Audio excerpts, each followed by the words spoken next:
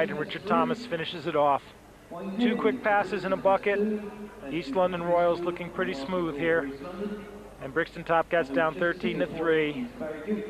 Time to regroup. Now, if they put pressure on, is it that they think that Erskine and Gooch are just too quick, too good for them?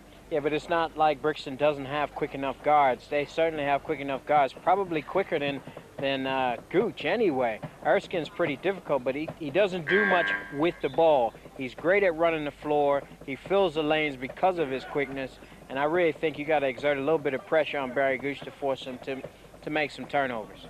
And no sooner does Alton Bird say it than Junior Williams comes down in the full court, riding Gooch. And Gooch steps on the line. Gets a turnover. And that's it. 13-3, but Brixton Topcats picking up their first turnover of the game. And Gooch nearly steals it back from Berkovitz. And a three-pointer by Junior Williams, 13-6. And Gooch just over the outstretched arms of Steve Pattyfoot. There's a foul on Junior Williams, Mike. And it wasn't Steve Pattyfoot, it's still Wayne Henry in the game. Williams picks up the foul. Brixton gone to a zone. I think Paul Ambrosius is gambling that he would rather East London beat them from perimeter than beat them with the size inside against a man-to-man. And you see Gore, who's got about a 6-inch height advantage on Odzakovic. Richard Thomas picking up the rebound and putting it in, but they're taking advantage of that size, whether they play man-to-man or zone. As I said, Mike, I'm really surprised that Brixton aren't more competitive in making things happen. That's better penetration, except they ran into some pretty big trees in there from East London. And Gore, who's laying off his man. Gooch comes down, tries to lay it in fancy, and it doesn't work. Gore recovered quickly to disrupt that shot. Now Odzakovic dishes again for the second time, and this time James Perkins doesn't make a mistake and puts it in. Gore wasn't back to get in the way. It's 15-8, and James Perkins goes to the line with a chance to complete a three-point play. Well, what surprised me is Barry Gooch has come down and made a couple of plays and just hasn't gotten back on defense. We'll talk about that afterwards, Mike. Okay, and we're going to go to a break. We'll be back. It's 15-9, East London in the lead. To Crystal Palace, we've got the junior championship at the World Invitational Tournament. Mike Carlson and Alton Bird, and when we left, it was 15-9. Brixton just starting to fight back in the game, and now we've got a one-pointer. Well, I think the pressure defense has caused East London some problems, and you know, as I was talking about before the break, Mike, you know, Barry Gooch makes some mistakes. He's got to make sure that he gets back, because you know, he tends to make a mistake and then look real cool about it making a mistake, and that costs people some problems. Carl Erskine missing on the alley-oop, but East London keep the ball. That one's way off, and it goes over to Brixton. You notice Brixton putting on the full court pressure. And yes, indeed, it was a foul, ref. But he didn't call it. Is that Humphrey Long? Is that the voice of Humphrey Long? No, I don't think it was Humph Long. I think it was someone else on the Brixton side complaining about an over-the-back foul.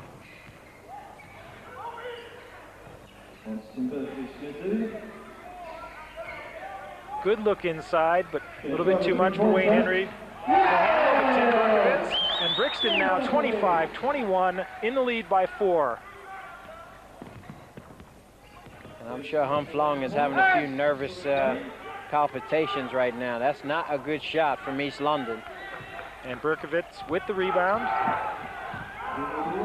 Nice lead pass, and nice finish, and all of a sudden Brixton Topcats 27-21, and they're moving smoothly. James Perkins has come in the game and really seemed to add something to the running attack. Well, East London's offense has just gone apart since Brixton's gone to a little bit of a matchup zone, forcing East London to shoot from outside and using their athletic ability to get the ball in transition for some easy shots.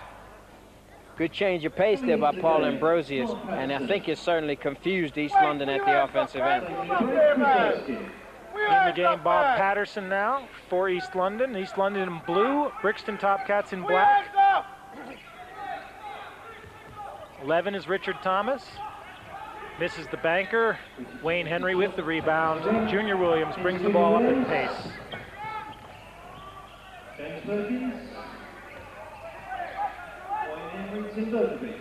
That's much better ball movement by Brixton. Williams misses.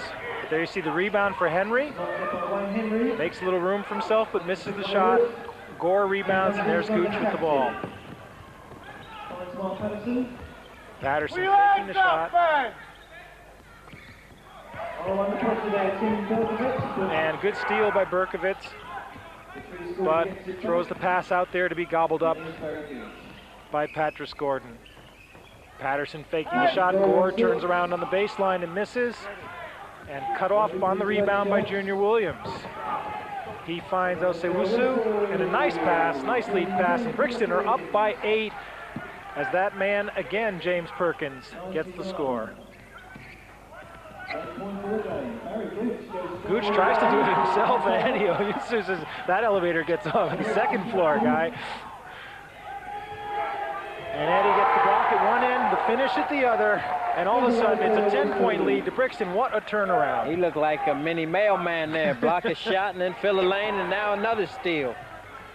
And the momentum's going all the way of Brixton Topcats. Down by 10 right off the bat. Now they're up by 10. And they're a little bit fatigued right now. What Brixton needs is an influx of energy, because they certainly don't want to start trying to beat them from the perimeter. Good offensive rebound by Brixton, though. James Perkins keeping his position, getting the second miss. The lead is 12.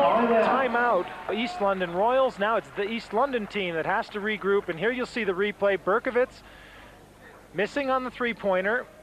Nobody boxes number 11 out. He gets one offensive rebound, and look who's there on the other side. Perkins for the tip-in, easy basket. And Martin Gore is all by himself all of a sudden for East London, when in the beginning of the game they always had 3 players underneath. Well, that's right, and what they're not doing is boxing out. East London is a very poor team at boxing out, but that's because no one exploits that, you know. They get away with it because they've got size, but no one exploits their fundamentals in terms of boxing out, and they should be much